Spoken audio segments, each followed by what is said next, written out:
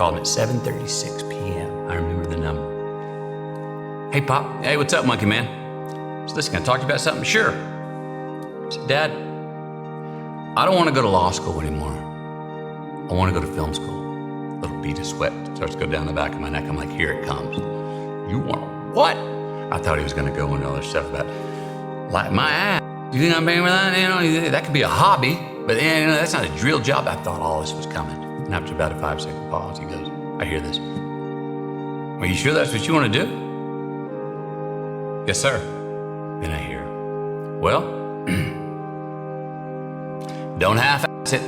Man, my dad not only said okay, in the way he said don't half-ass it was also, okay, let's go, big boy. Own that. Put some leverage, get some horsepower behind where you're going. Go do it. If you're gonna do it, do it.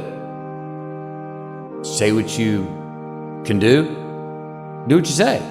If you can't do it, don't say you can do it. Don't over leverage yourself. Don't over leverage a decision and then jump in and kind of dip a toe. I think I'll try it out. No, think if you're gonna try it out beforehand, but when it's time to go, dive. Finish it, find out. Come out the other side. Don't leave it and go, ooh, if I just would have, That keeps me up at night. I think it keeps a lot of us up at night. When you half-ass something you just don't know, whether you failed or succeeded, got what you want or didn't get what you want, finding out and looking and getting in the mirror and going, I didn't half-ass it, I went all the way, I found out, and that ain't for me. Or I found out, and you damn right that is for me. That's a great place to get to. You ever had a gut feeling that maybe you were meant for more, but you weren't really sure what the next best steps were to achieve it? Me too. So what's your more? What's your destination? And I'm not talking about just more money or more things. I'm also talking about more love, more joy, more choice, more balance, more trust. What's your more?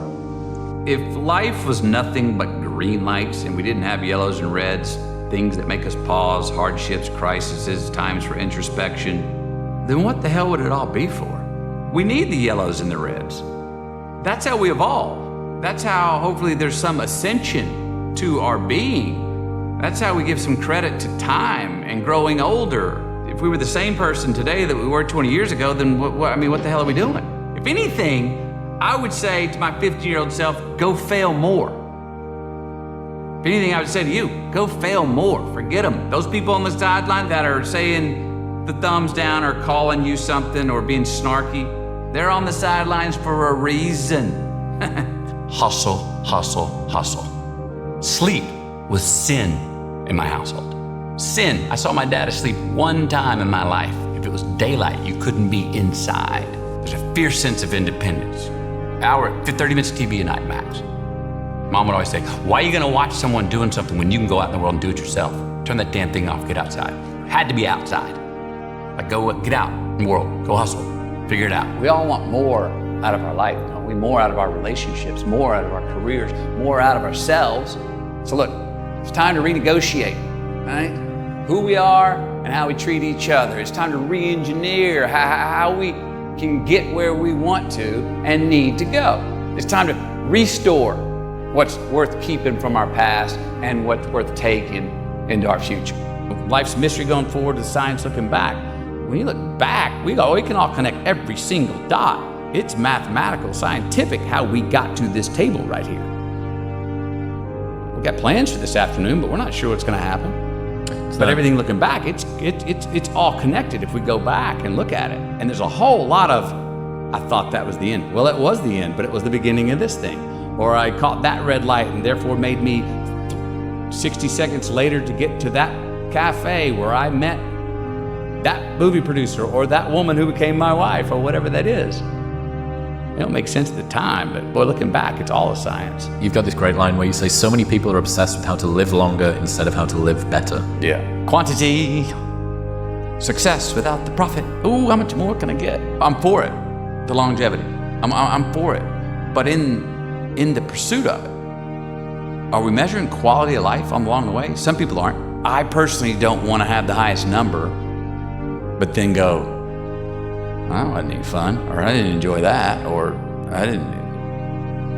that sucked. I'm just trying to remind everyone that just like in business, when I say success without the profit, we have plenty of people that succeed. If you got the most money, the most toys, you succeed. They didn't profit. They're not profiting with their success. Profit measures quality with the quantity. So I'm saying real success is when you have profit. Well, really great longevity would be for those quality years, quality time left in this life. What do you wish more people knew about the price of success in life? Well, success has taken on different definitions over time. It used to have to do, and now, money, fame, that's your definition of success. So it seems to be that, and it always has been to some extent, whoever has more is most successful. More access, more money, you're the winner. I'm not saying it's a race to the red light, but I am saying the fourth quarter of that being your goal, the residuals decline on quality of life. I've met many more very rich men who chase that dollar to be successful and to be relevant for having the most money, that the last 15, 20, even younger years were bewildered, lost, had no relationships, didn't have purpose. Chasing the dollar, they just did it. They were good at it and made it happen, but they didn't feel what they were doing. They couldn't even necessarily say what they were really good at. Just good deal makers or made the right calls in certain mathematics. It's also why I wasn't surprised when Trump first got elected. It fame, it money. We sell that every day in the West as this is how you make it. It's America. This is what you That's do. America. That's America. Be less impressed and more involved. More involved, yeah. What did you mean by that? And where did that come from? It came from, we grew up hardcore on gratitude. I'm a very thankful guy. And being thankful and having gratitude is very important. But you can't stop there. Because too much just, I'm so happy to be here. You're so impressed to be here. Thank you for having me, which we should have. But if you live only there, we can't be present and be involved in whatever we're doing and do it as well as we want to do it. You got to go, no, thank you for letting me be here, and I'm supposed to be here. Now let's go. If I'm even talking to you, if I'm here going, man, I'm so happy to be here. If I'm just happy to be here and go no further than that, we can't have this conversation. I'm not there. I won't be there yet. I can't be grounded enough to have it right here. I'd be like, I'd anticipate my thoughts. I'd, say something that is only the pretty stuff and not the ugly stuff, or, I don't want to be me. So to be involved allowed me to be more honest and have more courage. When we're involved, we're more honest and have more courage to do what we're fashioned to do, how we're fashioned to do it. What about love? We always knew we were loved. There's never a question that we were loved as loving each other, loving mom and dad, being loved by mom and dad, and mom would always keep on to make sure you're loving yourself. I remember breakups, heartbroken. She'd let us mourn. She was a great ear, very sensitive ear to that kind of to pains like that, broken hearts, but only for a day. After a day, she'd crank up the AC/DC, man, and go like, now, get up. You're worth it. Her loss. Come on, get out of bed. Come on. Quit moping. Lift your head up. Come on, buddy. We got this. Her loss. Give you the day. No more than that. What's the difference between a nice guy and a good man? A nice guy gets along. Yeah, do that. Yeah, I'll do that. They don't necessarily have discernment or judgment, not sure what they stand for or stand against. It's like, yes, sure, yeah, hey. A good man has ideals that they stand for and they'll stand against, and when they're tested, a good man is not a nice guy. I didn't want to keep forgiving myself on Sunday and then repeat and do the same thing again Monday, Tuesday, Friday, and then go, now I can be forgiven. I was like, no, man. Forgive me, Father. I know what I'm doing, and I'm keep doing it. Cut the McConaughey. Quit giving yourself that out, that parachute, even though you may have it, even though word says grace of God will forgive you. Yeah, I needed to strong arm myself, put my damn hands on the wheel, look in the mirror and go, it's on you. Because it is. Happiness is an emotional response to an outcome. If I win, I will be happy. If I don't, I won't. It's an if-then, cause and effect, quid pro quo, standard that we cannot sustain because we immediately raise it every time we attain it. See, happiness demands a certain outcome. It is result reliant. And I say if happiness is what you're after, then you're going to be let down frequently, and you're going to be unhappy much of your time. Joy, though, joy is a different thing. It's something else. Joy is not a choice. It's not a response to some result. It's a constant. Joy is the feeling that we have from doing what we are fashioned to do, no matter the outcome. Now, personally, as an actor, I started enjoying my work and literally being more happy when I stopped trying to make the daily labor a means to a certain end. For example, I need this film to be a box office success. You know, I need my performance to be acknowledged. I need the respect of my peers.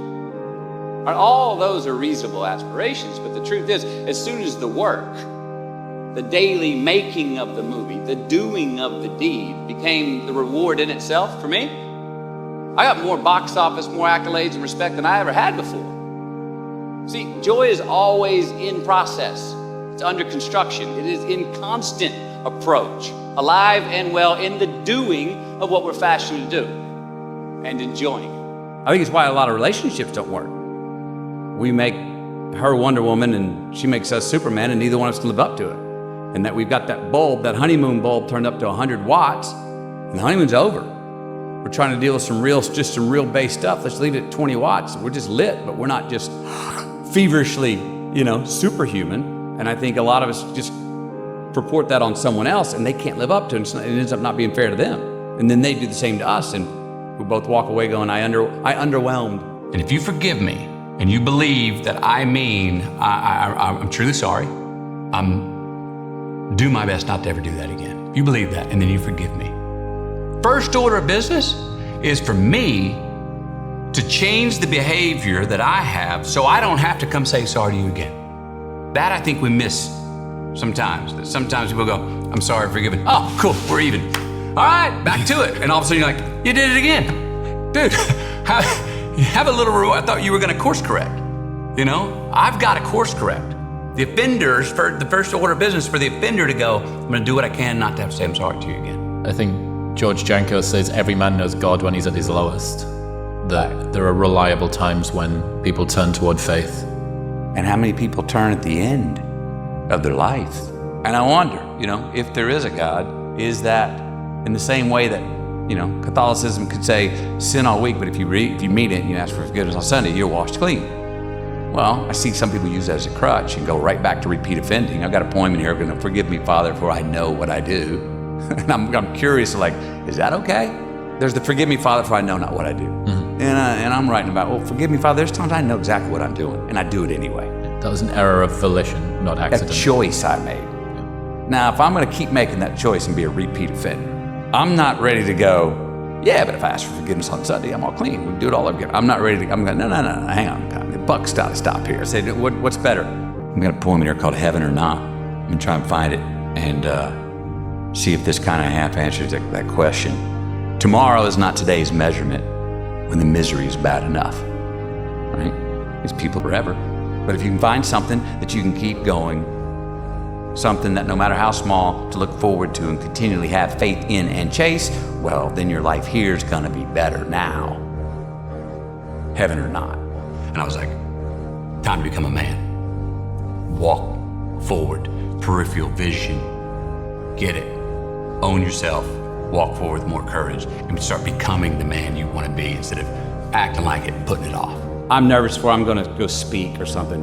I got a little thing in my wallet. You're gonna die one day, McConaughey. And I'm like, oh, that relaxes me. If I'm going in, complacent, I got another note and tell myself, what you're about to say and do will outlive you. So you better do it well. If I said I can't, my dad's teeth would just start to go, excuse me? Sure you're not just having trouble? I remember this one time I was going out to do my chores Saturday morning, mow the lawn, and I couldn't get the damn lawnmower to start. Checked everything, couldn't get it started. I'm going inside, I said, Dad, can you help me out? I can't get the lawnmower started. And he turned around, I saw his molars and went. And he got up, walked with me through the kitchen, through the garage, out the backyard, went to the lawnmower, messed around, pulled a couple things out, after about 10 minutes, boom, cranked it. And while the lawnmower was running right there. He came over to me and bent down and looked me in the eye. He goes, see, son, you were just having trouble. I think in life you want to be finding people that believe in you more than you believe in you, that hold you to higher standards. I think that's the definition of a good friend. I think that's the definition of a good partner. A good definition of a good husband, wife. That they remind us of the best of ourselves. They shine that light, remind us, because we do. I know I do. It gets put the blinds on it, and I don't see it.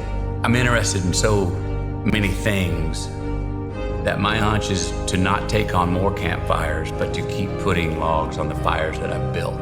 And to do that, the clouds that come with fall just nip ambition in the bud just a little bit. They put a little bit of roof. I'm not as big of a fan of the 30-foot vault ceiling. I like that 10-footer, that 8-footer. I feel ambitious looking laterally instead of non-four-dimensionally.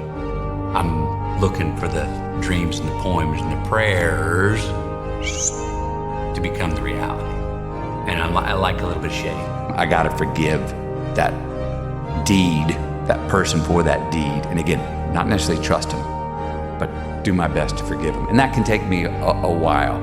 And I think that what takes me the most time to forgive the betrayal is me. When and if I betray myself, forgiving myself.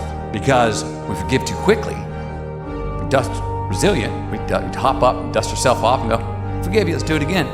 We do become repeat offenders because we didn't take time to put ourselves or feel the guilt of the wrongdoing and pay a little penance to look at and go, I don't want to feel this again. I don't want to do that action again to make myself feel this way. It doesn't feel like me. I don't want that person to have that sadness or anger with me again, or the world to have that sadness and anger from this deed. I don't want to feel that again. And that takes some pause to then go, now I forgive myself. Let's carry on and trust and be ready to do the work to say, we're not gonna just let that slide anymore. I'm successful. I got a home. It's got a gate. I got a security guard. I got 3 kids. I got a wife. All right, secure this. Keep that log on those fires going. That's the main thing, man. If you do that, there's nothing better you can do. Well, hang on a minute.